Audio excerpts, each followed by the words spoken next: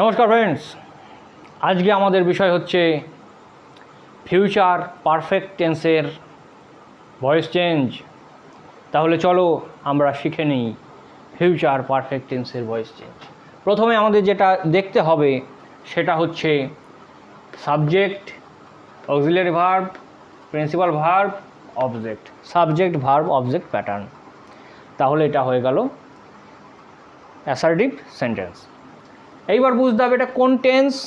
যেহেতু তোমরা ভিডিওর থাম্বনেল দেখেই বুঝে গেছো যে এটা হচ্ছে ফিউচার পারফেক্ট টেন্স।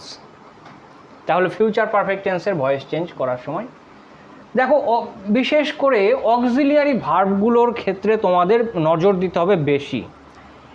এইগুলো অক্সিলিয়ারি ভার্ব বসানোর রুলসটা তোমরা বেশি করে ফলো করবে, ঠিক আছে?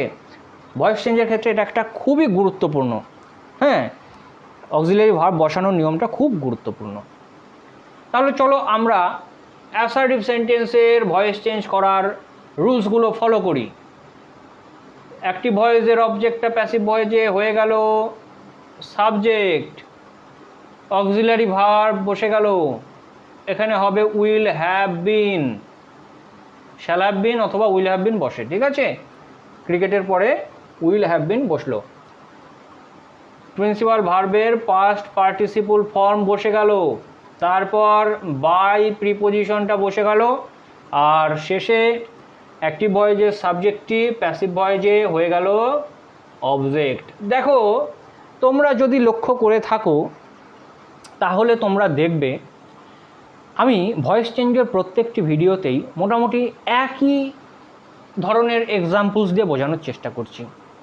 এর কারণ হচ্ছে যাতে তোমরা সহজেই ভয়েস চেঞ্জ বুঝতে পারো। সেই কারণে খুব সহজ সরল এক্সাম্পল নিয়ে আমি বোঝাচ্ছি।